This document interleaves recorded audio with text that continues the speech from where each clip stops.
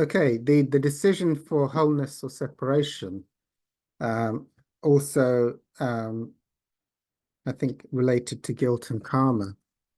Well, at each level of spiritual development, there comes choices and questions that need to be resolved to get to the highest level. It's like as one evolves as a spiritual aspirant, um, at different levels, different choices need to be made.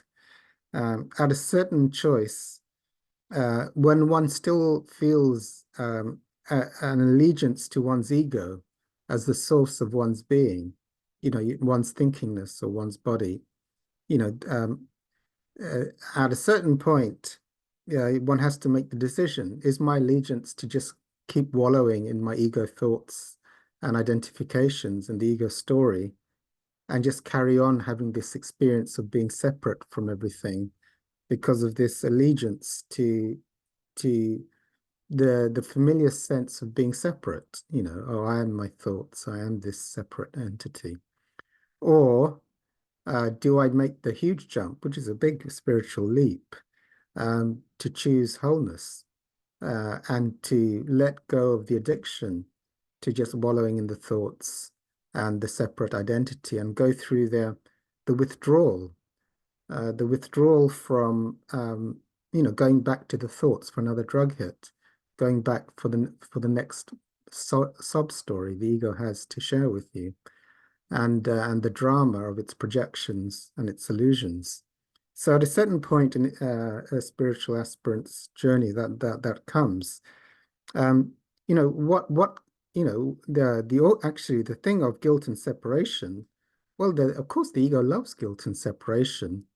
You can't be free now because you should just punish yourself and wallow in how guilty you are. I'm too guilty to be free, too guilty to let my thoughts go and my sad story go. Um, or I should probably beat myself up for the rest of the day as a form of penance. And then I might be allowed freedom. So, uh, so the choice for wholeness or separation, I mean, for me, it's letting go of um, identifying with the story, with the ego, and the ego wants to claim it's the center, it's the source of your life, its storytelling and its instruction and its control is what you are.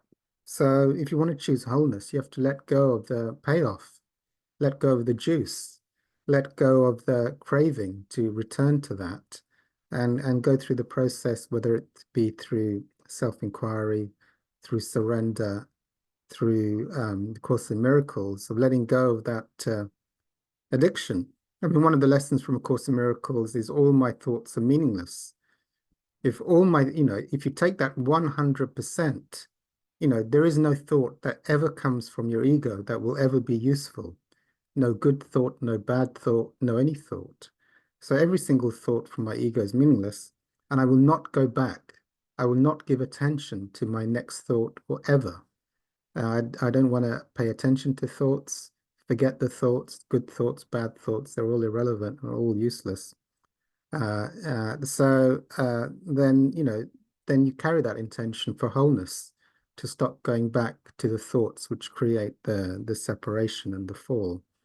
Also, I mean, you can say the same thing with guilt and karma. Karma is thought, and the guilt, you could say the energy of feeling you're not worthy or deserve punishment.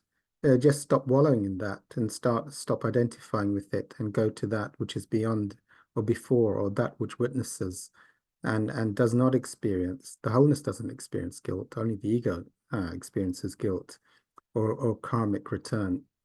Okay, so I'll stop